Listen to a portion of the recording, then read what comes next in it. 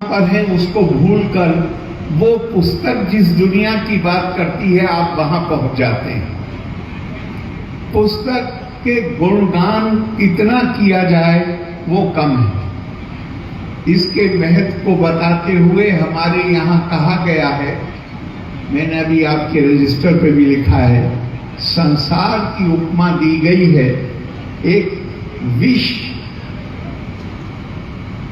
वृक्ष की उपमा दी गई है इस संसार को। ये जहर से भरा हुआ पेड़ है ये संसार, और ये कहा गया संसार विष वृक्ष से दुई फले अमृतोपमे काव्य अमृत रसा स्वादा सल्लापा सज्जना ने सहा।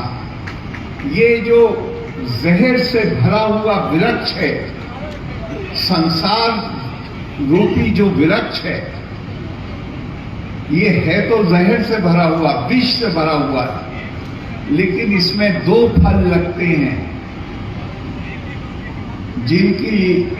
जिनकी विशेषता ये है कि वो अमृत से भरे हुए हैं। ये विषैला वृक्ष दो अमृत और चीजें पैदा करता है, लेकिन दो फल ऐसे पैदा करता है जो अमृत से भरे हुए हैं। वो दो फल क्या हैं? काव्य अमृत रसा स्वादा, वो अमृत जो आपको किताबों पुस्तकों के पढ़ने से प्राप्त होता है, उससे जो रस मिलता है वो अमृत है। और दूसरा है सज्जनों की संगत। अगर सज्जनों के पास हम बैठते हैं, विचारवान लोगों के पास बैठते हैं, सुसंस्कृत लोगों के पास बैठते हैं, तो वहां से भी अमृत की धाराएं फूटती हैं, जिससे हमारा जीवन लाभान्वित होता है।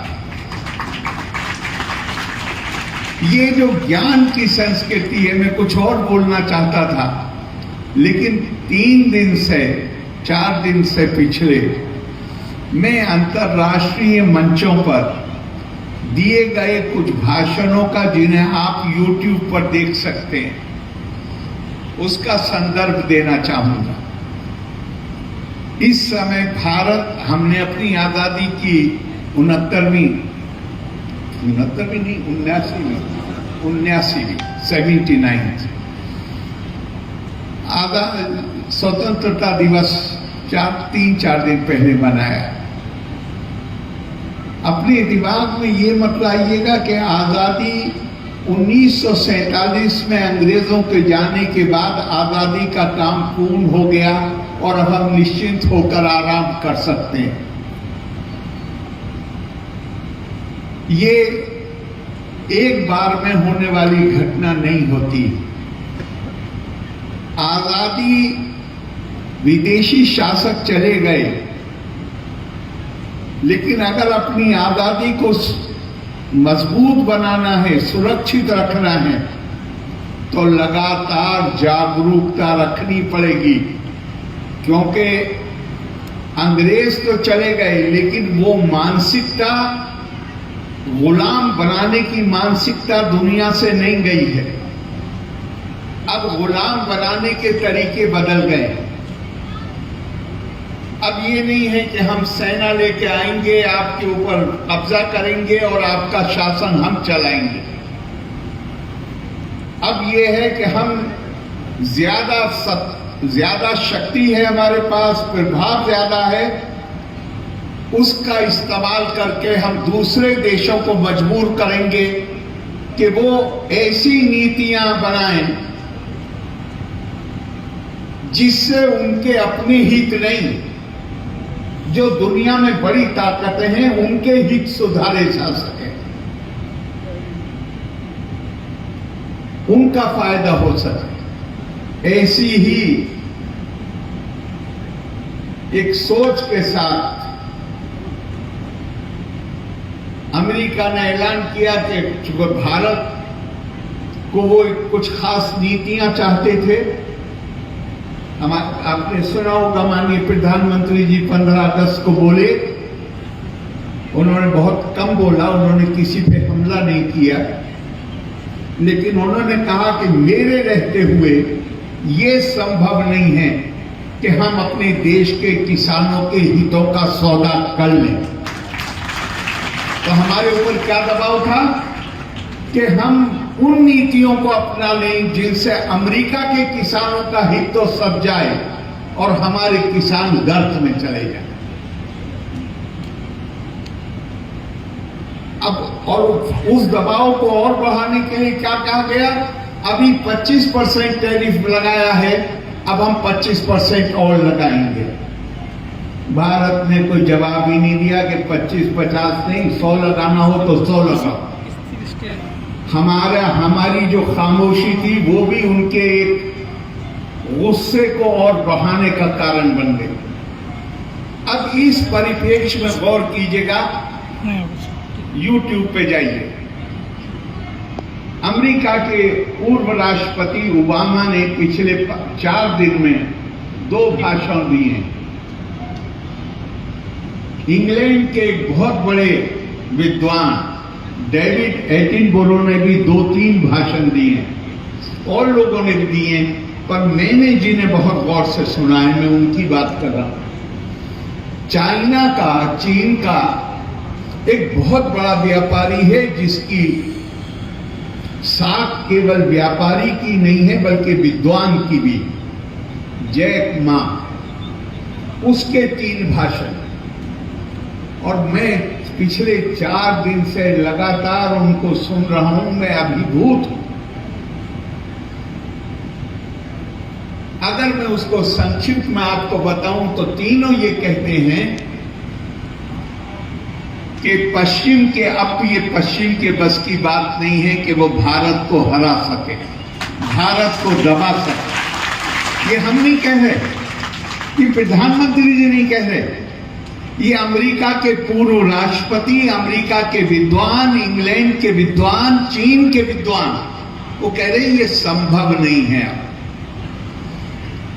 भारत अपनी योग्यता और क्षमता को निर्यात करता था। अमेरिका के भी जो एस्टेब्लिशमेंट थे, जो बड़े शिक्षा के, जो सिलिकॉन वैली जैसे, वहां भी बड़ी तादाद भारतीयों की काम करती थी। तो उन्होंने कहा कि जब भारत आर्थिक रूप से विकसित नहीं था, इसलिए कि उसने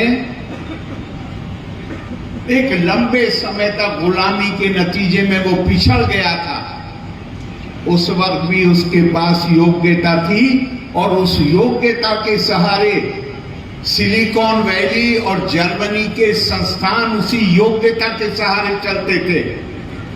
और अब तो भारत ने योग्यता और क्षमता का निर्यात बंद कर दिया है, बहुत कम कर दिया। अब तो ये भारत की योग्यता और क्षमता भारत में रहकर ही अपने देश का निर्माण कर रहे हैं, और पूरी दुनिया के लिए वो जो समस्याएं हैं जो आज पैदा हो रही हैं, उसका समाधान तलाश करने की कोशिश कर रहे हैं। एक बात जो उन सब ने कही, उन्होंने कहा कि भाई हरा उससे सकते हो जो तुम्हारा खेल खेल रहा हो। भारत को समझो, भारत की पृष्ठभूमि अलग है। भारत अपनी शक्ति, अपनी सुरक्षा के लिए वो अपनी सैन्य शक्ति बनाए, अलग बात है, लेकिन वो अपनी पहचान अपनी सैन्य शक्ति से नहीं कराता है, वो अपने ज्ञान से अपनी पहचान कराता है। और उसके ज्ञान की जो जड़ें हैं वो आध्यात्मिकता में मूलित हैं। दुनिया में कोई भी देश शक्तिशाली बना है, उसने दूसरे देशों पर अपना आधिपत्य जमाने की कोशिश की है, परंतु भारत की शक्ति चूंकि आध्यात्मिकता में है, भारत की संस्कृति आत्मा से परिभाषित होती है। हम किसी भी दूसरे व्यक्ति को में दिव्यता देखते हैं, इसलिए भारत अकेले अपने कल्याण का नहीं सोचता, भारत मानव कल्याण की बात करता है। सत्ता कर्मणि अविद्वांसा यथा कुर्वन्ति भारता कुर्यात विद्वान तथा सत्ता चिकीर्षुलोका संगहम। हमारे पास कितनी भी शक्ति आ जाए, कितनी ताकत हो, हमारे लिए अगर भारतीय ज्ञान हमारे पास है तो हमारे काम करने का तरीका होगा चिकीर्षुलोका संगहम। हमारे कामों से मानव जाति का कल्याण किस तरह हो सके। ये भारत का ऐसे देश को हराना संभव नहीं है, दबाना संभव नहीं है। भूल जाइए। और मुझे इतनी खुशी हुई सबने, ये हमारे यहां से कोई नहीं बोल रहा, ये अमेरिका का पूर्व राष्ट्रपति बोल रहा है, जैक मा बोल रहा है, डेविड एटनबरो बोल रहा है, क्रिस्टियाना मानपुर बोल रही है। वो कहते हैं कि भारत बिल्कुल विभिन्न है औरों से, इसके बारे में सोचो ही मत कि आप इसको हरा सकते हो। और अब इसकी बंदियां लगाई हुई थी, आज उसे अपनी ताकत का एहसास हो गया है और दुनिया को भी उसकी ताकत का एहसास जल्दी हो जाना चाहिए। और आगे उन्होंने कहा भारत कुछ नहीं, मैं उनका ही जुमला बोलता हूं, ओबामा का, India is power in 21st century belongs to India. Bharat ये बात के श्री औरोबिंदो ने आज से 100 साल से ज्यादा पहले कहा। बच्चियों से, कलाकार शिक्षक नरेश जी से निवेदन होगा कि राष्ट्रीय गान प्रस्तुत करें। कोई भी कम नहीं करेंगे, राष्ट्रीय गान शुरू हो रहा है, सभी सम्मान में खड़े रहेंगे।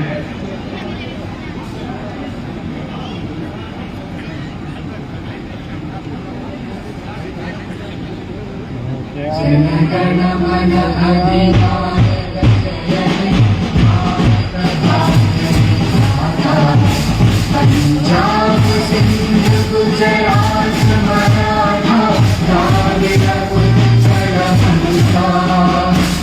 विंध्य हिमाचल यमुना गंगा उच्चल जलधि तरंगा। तव शुभ नामे जागे, तव शुभ आशीष मागे। गाहे तव जय गाथा, जय जय मंगलदायक जय हे भारत भाग्य विधाता। जय